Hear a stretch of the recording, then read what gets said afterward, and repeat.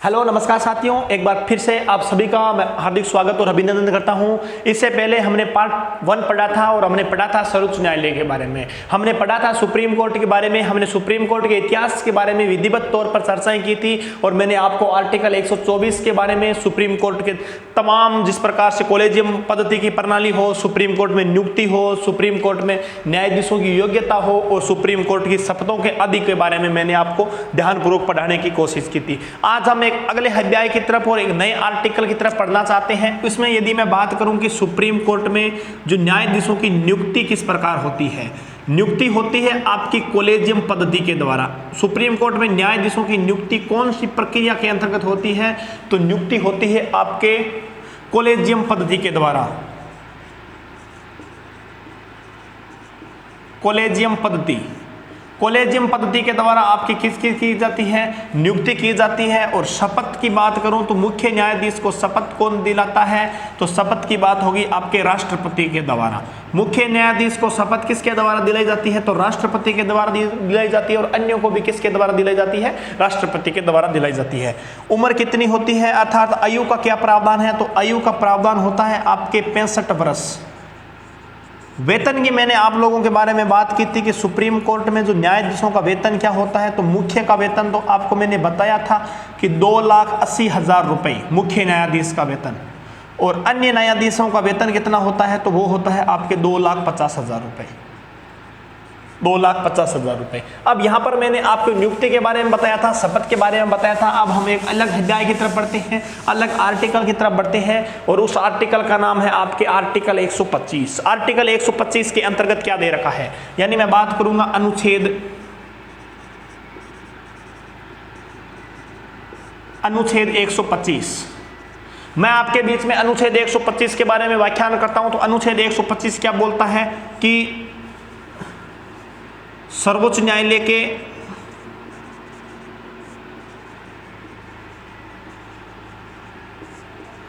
न्यायाधीशों का वेतन, सर्वोच्च न्यायालय के न्यायाधीशों का वेतन कितना होगा? यदि मैं सर्वोच्च न्यायालय के न्यायाधीशों के वेतन की बात करूं तो वेतन में मुख्य न्यायाधीश का वेतन क्या होगा, मैंने आपको अभी बताया था, वो होगा आपके 2 लाख और कितने हजार, 80,000 रुपये। यदि मैं बात करूं अन्य न्यायाधीशों का वेतन तो वो आपके कितना होता है? 2,50,000 रुपये। अब मैं यहां पर बात करता हूं आपके पेंशन की, तो पेंशन कितनी मिलेगी? जितनी आपकी सैलरी है। जिस प्रकार से जब आप सेवानिवृत्त होते हैं तो मान लीजिए आपकी सैलरी कितनी है? 4 लाख रुपए है। 4 लाख का 50% कितना होता है? तो 2 लाख रुपए आपको सैलरी मिलेगी। ये वेतन क्या होती है? वेतन तो मिलता है आपको मासिक में, और जो पेंशन मिलेगी वो क्या मिलेगी? वार्षिक मिलेगी। अब पेंशन और वेतन का उल्लेख कहां पर है? तो भारत की संचित निधि से मिला जाएगा। भारत की संचित निधि, भारत की संचित निधि में आर्टिकल 266(1) में किसका उल्लेख किया गया है? भारत की संचित निधि का उल्लेख किया गया है, जहां से आपके राष्ट्रपति को वेतन मिलता है, जहां से आपके प्रधानमंत्री को वेतन मिलता है, जहां से आपके लोकसभाओं के सदस्यों को वेतन मिलता है, राज्यसभा के सदस्यों को वेतन मिलता है। वो है आपकी कौन सी? भारत की संचित निधि। अब ये वेतन किस प्रकार से मिलेगा वो मैंने आपको बताया। यहाँ पर मैंने आपको आपके बीच में न्यायाधीशों में मुख्य न्यायाधीश का वेतन बताया, अन्य न्यायाधीशों का वेतन बताया। अब ये तो था आपका आर्टिकल 125 जिसमें सर्वोच्च न्यायालय के न्यायाधीशों का वेतन और पेंशन का उल्लेख किया गया था। पेंशन, अब इसमें आपको भत्ता भी मिलता है और अन्य काम जो सरकारी कार्यों के अंतर्गत होते हैं उनको भी मिला जाता है। अब मैं आपके बीच में आर्टिकल 125 के बाद में आर्टिकल पढ़ाता हूं आपको 126। 126 आर्टिकल क्या बोलता है? 126 आर्टिकल किस चीज का उल्लेख करता है? 126 आर्टिकल उल्लेख करता है आपके कार्यवाहक मुख्य न्यायाधीश।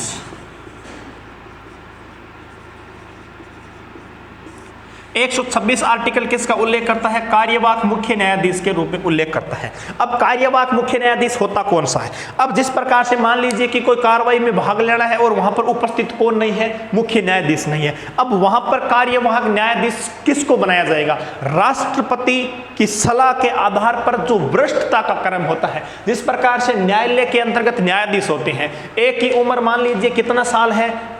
55 साल है, एक की उम्र 54 साल है, एक की उम्र 53 साल है। तीनों में से एक को कार्यवाहक न्यायाधीश बनाया जा रहा है, यानी वरिष्ठता के क्रम के आधार पर जो सबसे ज्यादा अनुभवी होगा, जिनकी उम्र सबसे ज्यादा होगी, उनको क्या बनाया जाएगा? मुख्य न्यायाधीश बनाया जाएगा। हालांकि अभी तक का जो ट्रेंड आ रहा है मुख्य न्यायाधीश बनाने में, वो आपके वरिष्ठता के क्रम के आधार पर, आयु के क्रम के आधार पर किसको बनाया जा रहा है? मुख्य न्यायाधीश को। इसका आर्टिकल कौन से में है? आर्टिकल 126 के अंतर्गत है। राष्ट्रपति की सलाह पर आप किसको बना सकते हैं? आप बनाया जा सकता है मुख्य न्यायाधीश में वरिष्ठता के क्रम के आधार पर। अब इसके बाद में यदि मैं बात करूं आपके आर्टिकल 126 के बाद में हम बात करता हूं आर्टिकल 127 की। आर्टिकल 127 क्या बोलता है? आर्टिकल 127 बोलता है कि सर्वोच्च न्यायालय में गणापूर्ति ना हो। सर्वोच्च न्यायालय में पूर्ण रूप से गणपूर्ति नहीं हो तो हाईकोर्ट के न्यायाधीशों को लाया जा सकता है।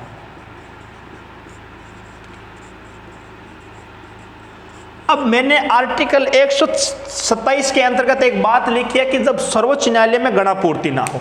सर्वोच्च न्यायालय में जिस प्रकार से वर्तमान समय के अंतर्गत आपके कितने न्यायाधीश हैं? 34 न्यायाधीश हैं, 33 अन्य न्यायाधीश और एक मुख्य न्यायाधीश। अब इसका मैं यदि मान लो कि आपके 10% करता हूं तो कितने सदस्य होने चाहिए? आपके लगभग आपके 11 सदस्य होने चाहिए। यदि मान लो कि सुप्रीम कोर्ट में 11 सदस्य ना हो तो गणापूर्ति क्या हो जाती है? कम हो जाती है। अब यहां पर यदि मान लो कि हमें गणपूर्ति करनी है, हमें सर्वोच्च न्यायालय की कार्रवाई में भाग लेना है, तो हमें क्या करना पड़ेगा? हमें जो अन्य न्यायाधीश हैं, यानी जो हाईकोर्ट में जो न्यायाधीश काम करते हैं, उनमें से न्यायाधीशों के अंतर्गत जो काम करते हैं, उनमें से जब मुख्य न्यायाधीश राष्ट्रपति की सलाह पर हाईकोर्ट के न्यायाधीशों को किस में ला सकता है? आपके सर्वोच्च न्यायालय में ला करके गणपूर्ति की जा सकती है। अब आर्टिकल आता है 128, 127 हमने पढ़ा, हमने 126 पढ़ा और 125 पढ़ा।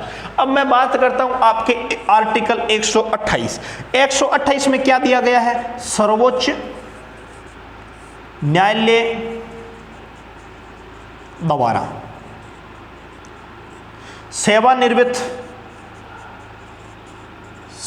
सेवानिवृत्त न्यायाधीशों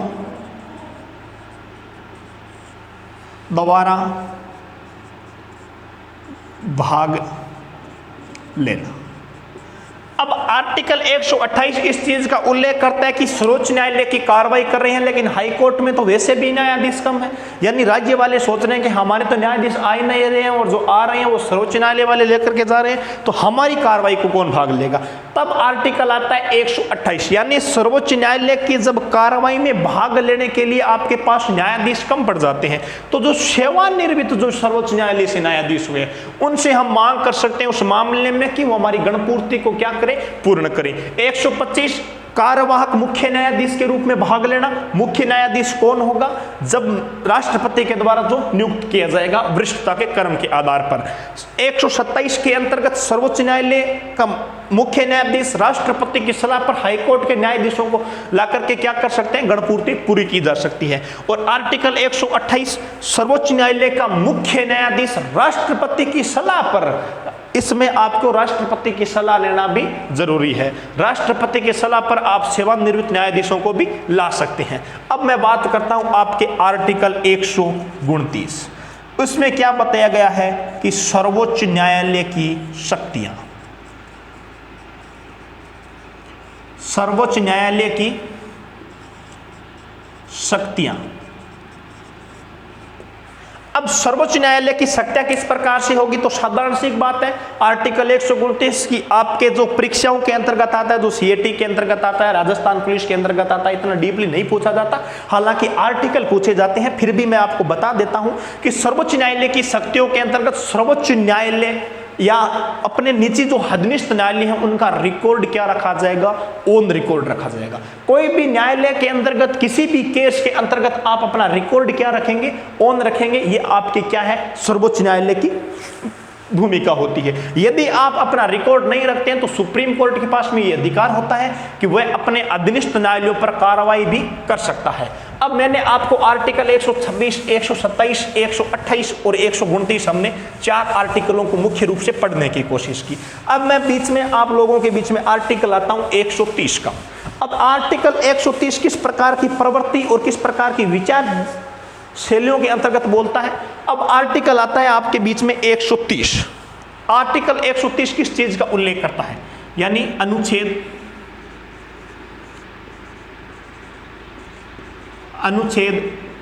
130 सर्वोच्च न्यायालय का प्रमुख स्थान। सर्वोच्च न्यायालय का स्थान। अब सर्वोच्च न्यायालय की जो पीठ होगी वो कहां पर होगी, दिल्ली के अंतर्गत, और खंडपीठ मुंबई के अंतर्गत। क्या सर्वोच्च न्यायालय की अभी तक कार्रवाई सिर्फ इसी दिल्ली स्थान पर हुई है? नहीं हुई है। 2 बार सर्वोच्च न्यायालय की कार्रवाई को, एक बार के लिए तो श्रीनगर में और एक बार के लिए हैदराबाद में स्थानांतरण किया जा चुका है। यह थी आपके सर्वोच्च न्यायालय के बारे में स्थान से संबंधित, सर्वोच्च न्यायालय की कार्यपालिका से संबंधित और सर्वोच्च न्यायालय की बैठकों के अंतर्गत। अब इसके अंतर्गत आता है आपके आर्टिकल, एक आर्टिकल और आता है और उस आर्टिकल का नाम है आर्टिकल 131।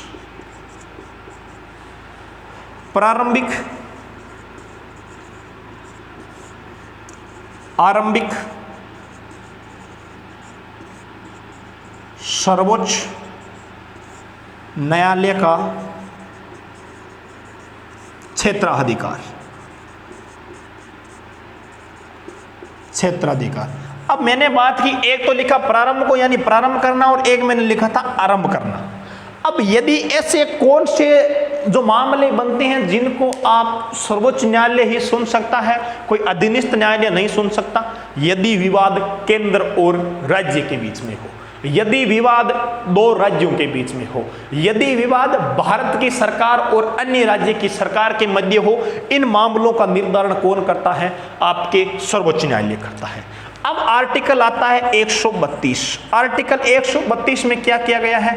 हाई कोर्ट के दीवानी व फौजदारी मामले, दीवानी व फौजदारी, हाई कोर्ट में मामले आते हैं। एक मामला आता है आपके दीवानी का और एक आता है फौजदारी का। फौजदारी मामलों को सुनने का अधिकार कौन रखता है? सुप्रीम कोर्ट रखता है। अब इसमें आर्टिकल 132 में भी आर्टिकल आता है 133 कि दीवानी मामलों को सुप्रीम कोर्ट में सुना जा सकता है। उसका उल्लेख कौन सा आर्टिकल करता है? तो आर्टिकल 133 करता है। और फौजदारी मामलों को सुनने का अधिकार सुप्रीम कोर्ट के पास में है, इसका उल्लेख कौन सा आर्टिकल करता है? आर्टिकल 134 करता है। आर्टिकल 132 तो यह बता रहा है कि हाई कोर्ट के जो मामले हैं, हाई कोर्ट के जो दीवानी और फौजदारी से संबंधित मामले हैं, इनको आप जब अपने फैसले से आप पूर्ण रूप से संतुष्ट नहीं होते हैं तो आप मांग कर सकते हैं सुप्रीम कोर्ट में जाने की। अब सुप्रीम कोर्ट क्या बोलता है आर्टिकल 133 के संबंध में कि जो दीवानी मामला होगा वो सुप्रीम कोर्ट आर्टिकल 133 के अंतर्गत आपके मामलों को सुनने के लिए क्या है? बाध्य है।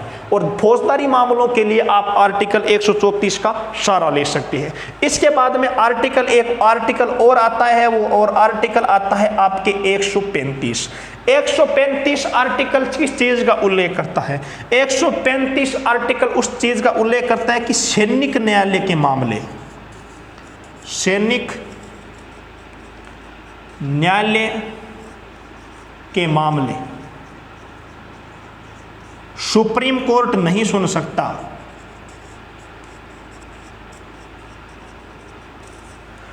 यानी जो सैनिक न्यायालय से संबंधित जो प्रमुख रूप से मामले आते हैं, जो सैनिक न्याय के जो मामले आते हैं, उनको आप सुप्रीम कोर्ट में क्या नहीं कर सकते? सुनने के लिए आप सुप्रीम कोर्ट को बाध्य नहीं कर सकते। इससे पहले मैंने आपको आर्टिकल 126 बताया, आर्टिकल 127 बताया और आर्टिकल बताया आपको 128।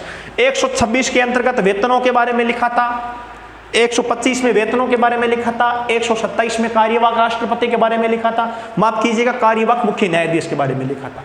आर्टिकल 126 के बारे में मैंने आपसे किस प्रकार बात की थी कि जो सुप्रीम कोर्ट में जब गणपूर्ति पूर्ण ना हो तो हाई कोर्ट के न्यायाधीशों का सहारा लिया जा सकता है।